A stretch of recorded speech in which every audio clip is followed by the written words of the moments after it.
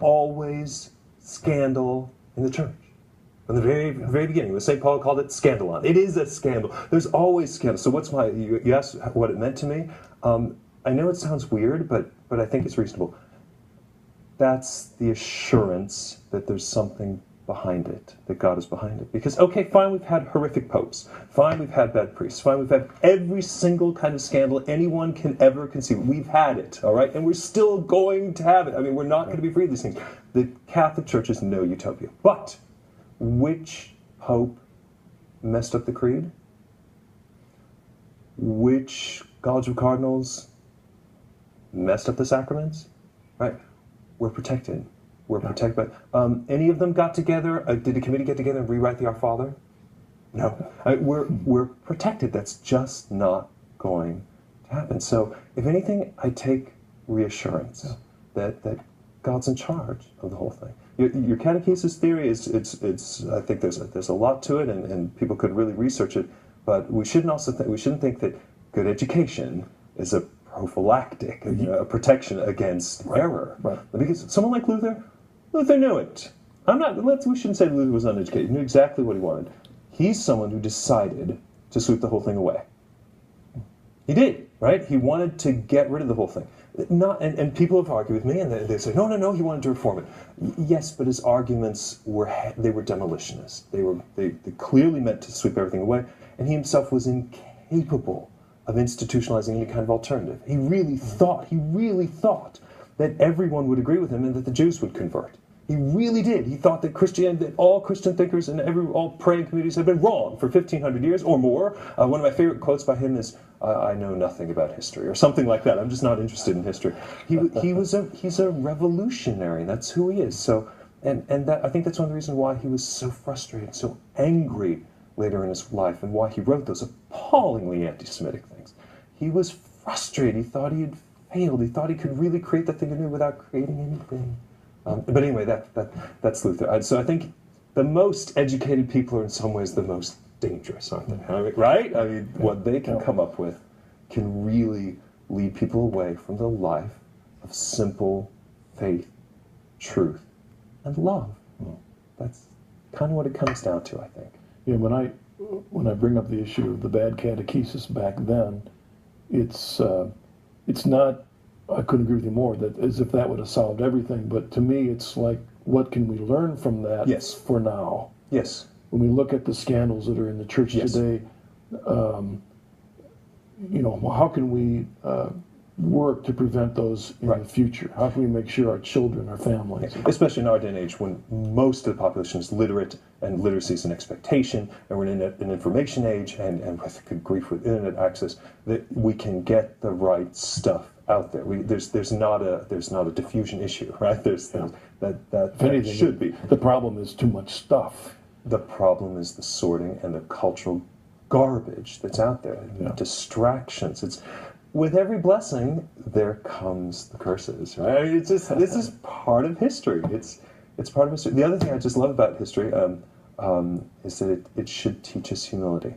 And that this is something, you asked about people reading history and want to take something away. If it leads you to be self-satisfied, patting yourselves on the back, aren't we the best things ever to happen in the world? Chances are you're not listening to the right historian. Right? We all make mistakes. We all live moments of blindness. I'm sure we have some now. Later generations will see it clearer than us. But we should, in history, we should learn some empathy for the struggles that people went through. Because the beauty of it is things always change, but we remain the same. We remain the same. Just in the couple of minutes we have left, there's one historical issue I did want you to address also was the Black Legend. And the reason, there's an example, the formation of the Black Legend and how it's, here we have in America, in colonial America, 1600, 1700, 1800, everybody just believed the Black Legend, especially New England, without any question, because that's what they had learned in their history as it was passed along. How does something like that start? The Black Legend, for the audience, they need to know what it is, but for example... The Black Legend, it's very English, right? It's the view that kind of all evil is wrapped up in Spain and Spanish Catholicism, right? That Catholicism is an agent for Spanish imperialism and atrocities and things like that. That it's demonic. That's the Black Legend. Black Legend, I don't believe, has a certain founder. There's a liar like Titus Oates or someone like that, just putting together crazy things. If your viewers don't know who Titus Oates is, don't learn about it, or go look him up and look at a first-class liar. The Black Legend, it's wrapped up in atrocities. It's wrapped up in English insularity.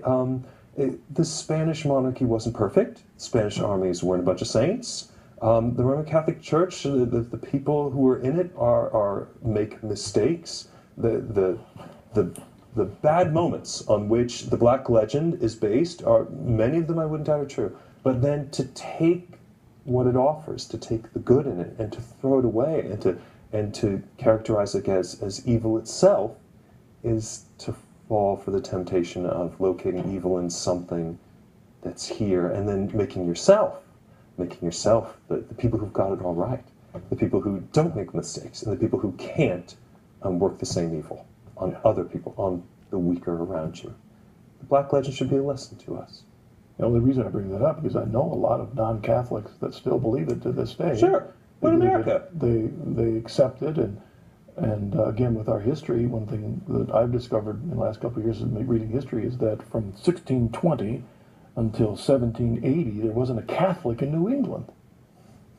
I mean, think of how many generations of those families accepted this false truth about the church, but never met a Catholic, never heard a mass. Mm-hmm. It was all just passed on from generation to generation. And there's, right. I mean, is that history?